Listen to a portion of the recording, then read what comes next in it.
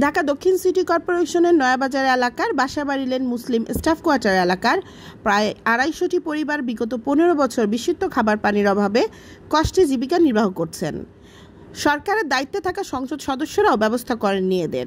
অসহায় এই পরিবারগুলোর পাশে দাঁড়ান বিএনপির নির্বাহী কমিটির অন্যতম সদস্য জনাব হামিদুর রহমান হামিদ, যিনি ইতিমধ্যেই এই পরিবারগুলোর সমস্যার কথা শুনে বিশুদ্ধ খাবার পানির ব্যবস্থা করে দিয়েছেন। এলাকাবাসীর সমস্যা নিরসনে এমন মানবিক উদ্যোগে ঢাকা ৭ আসনের মনোনয়ন প্রত্যাশী জনাব হামিদুর রহমান হামিদের প্রতি কৃতজ্ঞতা জ্ঞাপন করেন তারা। এলাকাবাসীর আশা, আগামী সংসদ নির্বাচনে বিএনপি হতে ঢাকা ৭ আসনের মনোনয়ন পেলে তিনি এই আসনের জন্য প্রচুর উন্নয়নমূলক কাজ করবেন। আমার নাম মোহাম্মদ জামাল উদ্দিন। আমার কলোনির নাম ১০ বছর বাসাবাড়ি লেন স্টাফ কোয়ার্টার। আমার জন্মই দেবে ৪২ বছর রয়েছে। আমাদের যে সমস্যা শুধু খাবার পানি, আমরা বিভিন্ন জায়গাতে কালেকশন করতে পারি। আজকে ১৫-১৬ বছর ধরে কষ্ট করতেছি। বংশাল টানতাম, নব্বারের টানতাম, ইয়ের টানতাম।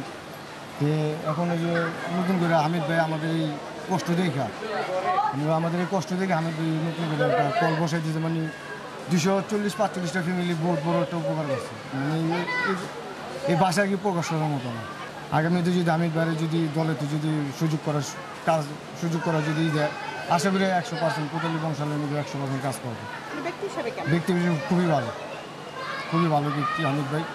আশা করি আমরাও চাই আমরা হামিদ ভাইয়ের সুন্দর দলের থেকে কিছু কাজ করার সুযোগ দিই হামিদ ভাই।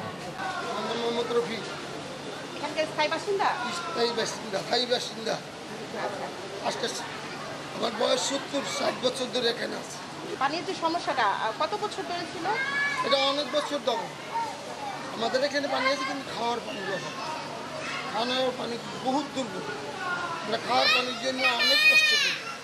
বংশাল যেতে হয়, পুষ্কুনির পারে ওনারা পাম্প বসেছে, ওনাদের এখানে রাস্তা পার হয়ে যেতে হয়। পার হয়ে যাওয়ার সময় আমাদের অনেক মানুষ অ্যাক্সিডেন্ট হয়ে ২জন মানুষ ইন্তিকাল করছে। জন্য আমরা এখানে পানির ব্যবস্থা করে দিয়েছি হামিদুর রহমান হামিদ। আপনাদের তো অনেক বছরের সমস্যা, এমপিরা ছিল, ওরা সমাধান করে নাই। এটা করছিল, ওইটা হয় নাই, ওটা বাদ হয়ে গেছে। এটা হয় নাই, এটা আল্লাহর মধ্যে সাকসেসফুল। ওনাকে আমরা